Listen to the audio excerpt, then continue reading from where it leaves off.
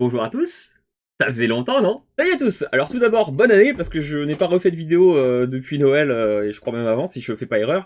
Ça fait un petit moment, j'étais vraiment noyé de travail, et du coup il a fallu que je rattrape tout le retard que j'avais, donc bah forcément les vidéos YouTube me prennent un temps colossal, donc j'ai pas fait de vidéo pour essayer de rattraper le gros retard que j'avais, mais ça y est, je reprends un peu l'habitude classique, on va dire, donc là je suis sur des délais normaux, enfin en tout cas ça commence à redevenir normal, donc je peux me permettre de refaire des petites vidéos, et ça me fait plaisir de pouvoir remontrer des choses. Alors aujourd'hui on va commencer sur du classique, hein, on va reprendre dans les bonnes valeurs, un MacBook. Alors un MacBook qui ne démarre plus, qui s'est coupé du jour au lendemain du coup au dire de la personne qui me l'a envoyé. Donc moi ce que j'ai remarqué c'est que lorsque je branche, alors je l'ai ouvert, hein, mais je vais vous rebrancher les petits connecteurs USB pour vous montrer un peu le classique. Hop, et en fait, je voulais vous parler d'un outil, c'est pour ça que je l'ai ouvert. Donc, je l'ai ouvert, j'ai débranché la batterie, mais ça ne change pas la situation au problème, on va dire. Lorsque je le branche, hop, sur mon testeur, voilà, il bloque à 5 volts et il consomme 0,300, 0,320, voilà, et il fait des boucles un peu, hein, enfin des espèces de loops, pas des boucles mais des loops, donc des boucles on va dire à 300, voilà, 300, 320, 300, 320. Il fait que ça, et il ne démarre pas. Donc j'ai essayé forcément sur tous les ports USB-C qu'il y avait sur la machine, et le résultat c'est le même. Ce qui m'amène donc à vous parler d'un outil qui vient de sortir, enfin en tout cas qui est assez récent. Alors je sais pas si certains d'entre vous l'ont vu passer sur les réseaux ou sur internet ou chez certains vendeurs on va dire. C'est donc Mac USB-C et EDP Meter. Donc en gros, c'est l'équipe Sofix qui l'a développé ce truc-là. Donc il y a une petite référence dessus, là, le S-UEM2. Donc c'est un petit testeur classique. Il est vraiment très simple de fabrication. C'est vraiment bidon, on va dire. On a un écran, deux petits boutons et un petit connecteur ici.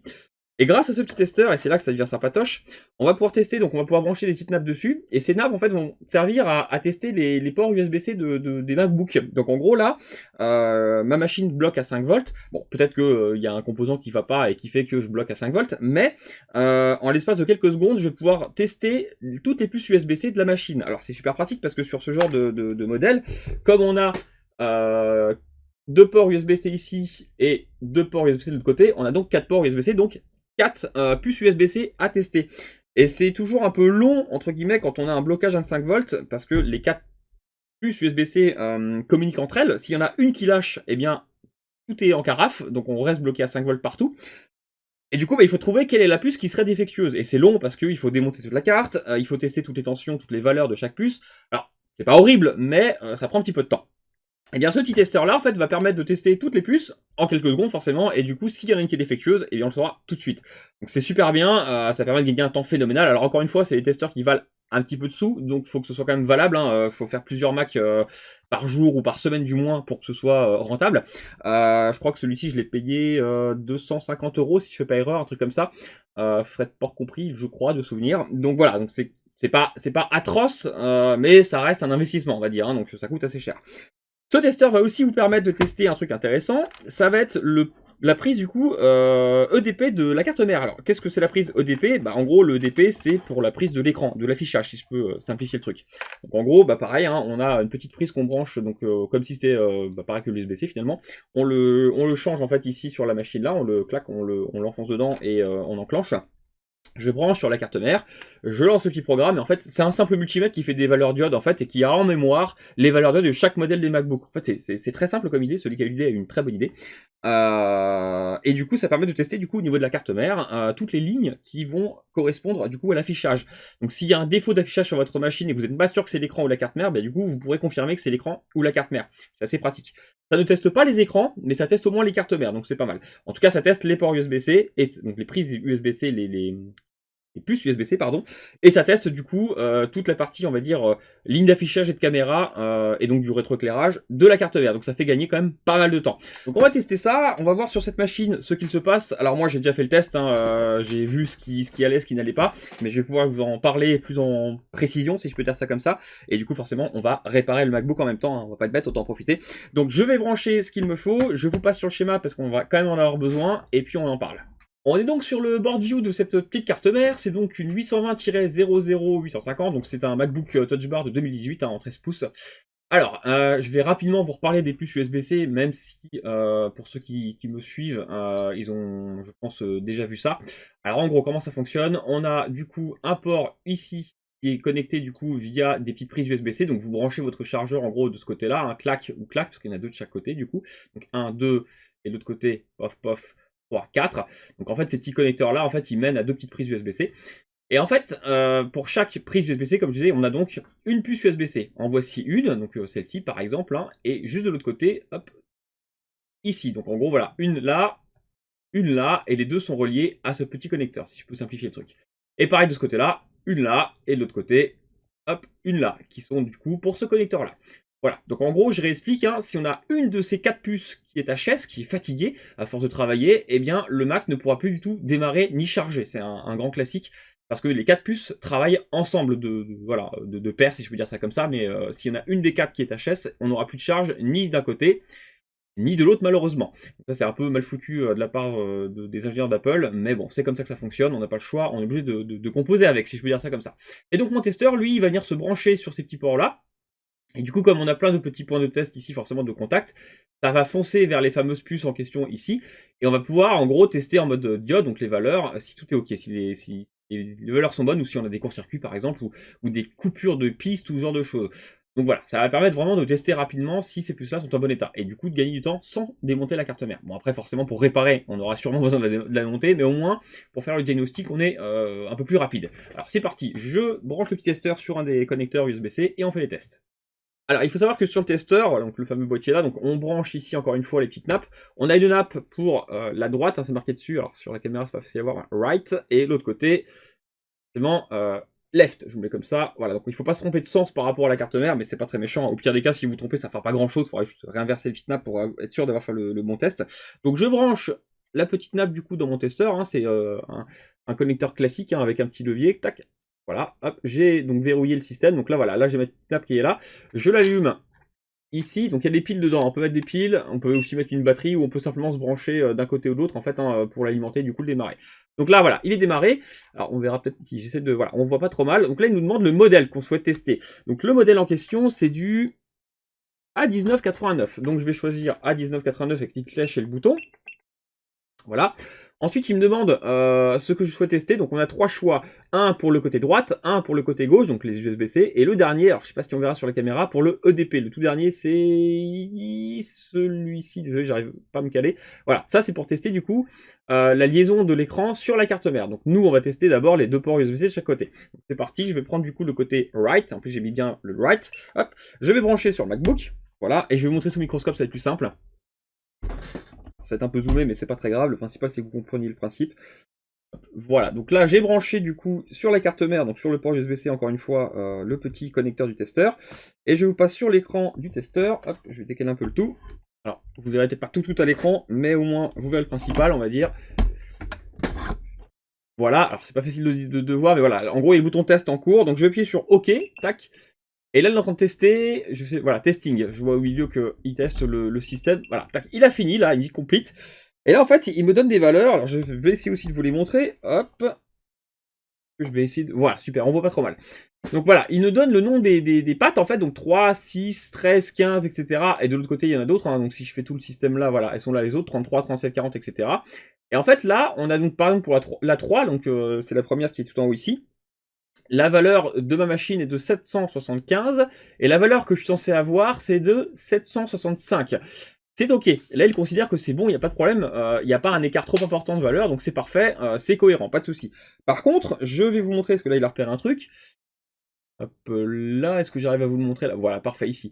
Sur la patte 57 et 58, je suis censé avoir 168, et lui, il a repéré 223 et 222. Donc là, par exemple, je suis un peu trop haut sur ces deux pattes-là. Donc déjà, là, on a repéré un truc qui va pas. Alors, c'est pas forcément grave, ça peut être normal parfois, parce que les écarts peuvent être classiques, si je peux dire ça comme ça. Mais d'après lui, il pourrait y avoir une erreur là-dessus. Donc on va vérifier ces deux pattes-là, et on va surtout vérifier de l'autre côté du coup des puces USB-C. Comme les 4 puces USB-C communiquent ensemble encore une fois, il est possible que s'il y a une ligne d'alimentation qui est défectueuse par exemple, ça peut provoquer ce genre de truc là. Donc ça ne veut pas forcément dire pour l'instant qu'on a trouvé le problème. Mais là voilà, il me dit quelque chose, il me dit attention ici c'est un peu élevé par rapport à ce que je devrais avoir. Bon, on le garde en mémoire, et on va tester de l'autre côté de la carte du coup. Donc je refais la même manipulation, je change juste le connecteur pour passer du coup sur le connecteur gauche cette fois-ci. Et pareil, il faudra que je sélectionne du coup le connecteur gauche sur l'appareil. Je me rebranche côté gauche. Hop, voilà. Donc l'avantage vraiment c'est qu'on n'a pas besoin de s'embêter à sortir la carte mère ni quoi que ce soit. Faut faire attention de ne pas abîmer le port USB-C quand on le démonte, hein. Mais sinon dans le principe c'est pas mal. Alors hop, j'ai éteint l'appareil, je branche de ce côté-là le petit connecteur. C'est pas toujours évident quand on sort pas la carte mère, mais voilà, on y arrive en général, hein. Parfait. Je redémarre mon testeur. Ouais, voilà, on voit les modèles. Donc je reprends le modèle en question à 19,89. Alors je suis vraiment désolé, on voit vraiment pas trop sur le microscope pour l'instant. Et cette fois-ci, je teste du coup le côté gauche. Donc il teste. Il a fini. Et alors là, cette fois-ci, on a beaucoup plus de choses qui vont pas. Je vais essayer de vous remonter hop, dessus. Voilà, donc là, on a la patte 33-37 qui sont censées être à, donc là, la 33, pardon, elle est censée être à 330 et je me retrouve à 2389. C'est énorme. Donc là, on a bel et bien un problème là-dessus, c'est sûr. La patte 37, il y a une valeur de 2417, mais je suis non connecté sur normalement le système, donc pas d'inquiétude à avoir. D'ailleurs, il met pas de flèche, il met pas de résultat, donc il s'en fout. La patte 40, 23,87 au lieu de 330, donc un gros problème aussi. La patte 42, 40 au lieu de 330, donc là on est presque en court-circuit, hein, voire même on est en court-circuit. Donc là on a bien quelque chose qui va pas sur ce côté-là. Donc ok, super, on a trouvé vraiment quelque chose qui me paraît pas du tout cohérent. Je vais retourner un peu plus bas parce que j'ai encore des valeurs qui me paraissent un peu farfelues. La patte 52, 53, 295 et 317 au lieu de 710 chacune. Donc on est trop bas, donc plus ou moins en court-circuit si je peux dire ça comme ça. Et on retrouve ici la 57-58 à 222 au lieu de 168, comme tout à l'heure l'autre. Alors ça c'est peut-être lié au fait que s'il y a une puce HS, eh bien ça remonte ces valeurs-là, c'est possible. Bon, dans tous les cas, par rapport à l'autre côté, là on a vraiment beaucoup de valeurs qui vont pas, en tout cas plus, ça c'est sûr. Ce qui veut donc dire que je sais déjà de quel côté j'ai mon défaut. Je sais que c'est pas les deux premières puces que j'ai testées du coup du côté droite, mais bien du côté gauche. Donc déjà, je gagne du temps, ça m'évite de trouver, enfin de chercher, on va dire, une panne sur un côté qui finalement est bon, si je peux simplifier le truc. Et donc on va pousser un peu plus loin le délire. Ah, j'avais pas vu, il y a aussi la patte 31 qui est à 2390 au lieu de 330. Et bien on va prendre celle-ci pour commencer. La patte 31, et on va voir un peu sur quelle puce ça nous mène sur le schéma, tout bêtement. Et du coup, techniquement, on trouvera exactement quelle puce est défectueuse sur les deux, ou si les deux sont défectueuses. Alors on fait ça. Voilà, je suis donc de nouveau sur le board view, on va vérifier. Donc j'ai mis la carte mère du même sens que ce que la machine est sur mon établi, on va dire, pour être dans le bon sens. Donc moi je suis actuellement sur ce connecteur-là, c'est lui qui m'a posé problème. Donc je vais prendre les valeurs des patounes 52 et 53. Alors pourquoi celle-ci précisément? Parce que sur le schéma 52 et 53, en fait, on voit USB-C XA CC1 connector. Alors CC1 en gros c'est quoi? CC1 et CC2 c'est quoi ça? Ça en gros c'est les lignes de communication qui vont permettre de communiquer entre guillemets entre le chargeur et la puce USB-C. C'est ça, c'est sur cette ligne-là en fait qu'on va avoir l'ordre, si je peux dire, de la puce vers le chargeur pour dire passe à 20 volts s'il te plaît, en gros. Donc forcément cette ligne-là est extrêmement importante. On les retrouve aussi ces lignes-là sur les switches, hein, c'est le même principe. Quand on a une switch qui charge dans un sens mais pas dans l'autre et qu'on a un court-circuit ou une faiblesse sur une de ces côtés-là, eh bien ça peut venir de là. Alors pourquoi on en a deux? Parce que chaque port USB-C peut être réversible, un sens puis l'autre. Et du coup forcément on a USB-C XA pour cette puce-là, mais on a une autre aussi plus haut, alors il faudra que je retrouve les noms. Ça va être XB, du coup voilà, XB CC2, donc le 6, et alors XB CC1 doit pas être bien loin en face non plus, voilà, CC1. Donc ça concerne forcément l'autre puce. Donc moi ce qui m'inquiète, c'est pas celle-ci qui a l'air d'aller, parce que sinon j'aurais des valeurs étranges aussi là-dessus, mais ce n'est pas le cas, hein. Sur ces pattes-là, tout va bien, en tout cas d'après le test. Donc je vais tester du coup, de vérifier qui est cette puce-là, donc je vais cliquer sur sur le lien-là, finalement, je vais dézoomer, ça va me mener forcément voilà, à quelques petits composants là. Alors ça me mène pas à la puce USB-C tout de suite, par contre ça mène un petit transistor. Et si je clique sur la suite, en gros, paf, là j'arrive sur la puce en question. Donc je sais que techniquement, ma puce défectueuse, c'est la U3100. Donc c'est celle qui est du côté, faut que je sorte la carte mère, hein, mais au moins je sais exactement quelle est la puce défectueuse. C'est formidable, on va dire, parce que là, en l'espace de quelques secondes, j'ai pu déterminer quelle puce était défectueuse, de quel côté c'était le cas. Enfin, c'est super bien. Clairement, pour ce genre de test, c'est pas mal. Alors, bien sûr, ça va pas résoudre tous vos problèmes, hein. Ça permet juste de tester les puces USB-C. Donc, s'il y avait un problème ailleurs, ça ne testerait pas le problème. Enfin, ça aiderait peut-être à définir pour les lignes d'alimentation de cette puce-là, mais ça n'ira pas plus loin. Donc, si vous avez un court-circuit plus loin sur d'autres lignes, ça ne vous aidera pas plus. Mais au moins, quand on a un Mac qui bloque à 5 volts, ça arrive quand même souvent que ce soit les puces USB-C, on peut au moins tout de suite tester pour voir si c'est ça ou pas. Si c'est pas ça, eh bien des moins, on va arrêter de perdre du temps à les tester, on va passer directement à la suite des lignes d'alimentation. C'est quand même un gain de temps qui est considérable, faut bien l'avouer. Donc je vais sortir la carte mère, je vais dessouder cette puce-là, parce que maintenant on sait que celle-ci est défectueuse, je vais la changer, et on va refaire un test. Voilà, j'ai donc démonté la carte mère comme d'habitude, donc je vous mets sous le microscope, je me mets forcément sur la puce en question que je dois remplacer, hop, ça va être celle-ci du coup. Alors elle est sous colle, donc on va nettoyer la colle, on va devoir tout enlever proprement on va dire, mais dans le principe c'est pas spécialement horrible sur ce genre de carte mère. Hein. Donc c'est parti, j'enlève ça, on change la puce et on refait un test.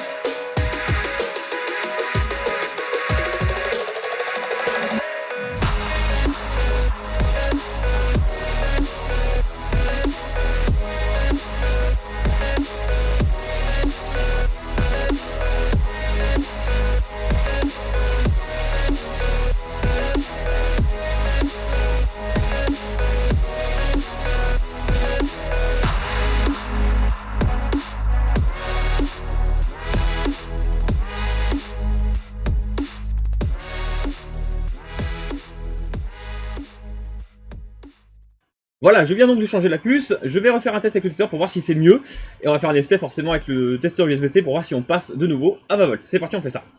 Voilà, je viens de faire le test de nouveau sur la carte mère. Alors, je suis désolé, encore une fois, la caméra fait qu'on a du mal à voir les valeurs. On voit pas trop mal comme ça. Et là, je vous donne dans le 1000. Eh bien, toutes les valeurs sont OK. Il n'y a plus une seule flèche, ni bleue ni rouge, pour me dire qu'il y a un truc qui est trop bas ou trop haut.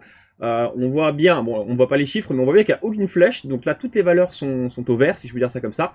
Donc, c'était bien ça. Et c'est bien elle aussi qui, je pense, mettait deux valeurs de l'autre côté du port, en fait, qui n'étaient pas cohérentes. Donc là, c'est parfait. On est OK, donc techniquement, cette machine, les puces USB-C sont toutes bonnes, donc normalement, s'il n'y avait que ça comme problème, et je pense que oui, la machine devrait redémarrer et du coup devrait recharger. Je le remets en châssis et on fait un test. Voilà, j'ai remis rapidement la carte mère dans le châssis, je teste du coup en branchant, alors je vais mettre de votre côté pour vous, hop, le petit testeur qui, normalement cette fois-ci, devrait passer du coup à 20 volts. J'attends un petit peu. Il bloque, c'est bon signe. Paf, 20 volts, enfin 19, ouais, 20 volts on va dire. Et donc normalement, alors là le Mac est fermé, je sais pas si les ventilateurs vont se mettre à... Si, on les voit tourner, tac, c'est bon, ça tourne. Donc là normalement, il est en train de démarrer. Bon, j'avais fermé l'écran, donc je suis pas sûr qu'on aura un affichage. Il faudra que je le débranche et que je le rebranche pour avoir quelque chose. Ce que je vais faire, hop, je remets. Toc. Et techniquement, on devrait avoir un affichage qui devrait se produire. J'attends un petit peu qu'il redémarre parce que du coup j'ai débranché. 20 volts. J'attends un tout petit peu. Et techniquement, on aura notre super pomme de démarrage. Avec le son, voilà, hop, et la pomme. Bon, je cache l'écran parce que je suppose qu'il y aura peut-être une photo personnelle de la cliente. Bon, en tout cas, on a bien la barre de chargement, donc bref, c'est parfait. Donc c'est OK. Donc là, je vais pouvoir le remonter complètement cette fois-ci, remettre toutes les petites vis qu'il faut et les petits caches. Mais voilà, du coup, c'était juste pour vous montrer ce fameux outil, voilà, le fameux outil que j'ai montré au départ, du coup, qui est vraiment, vraiment bien.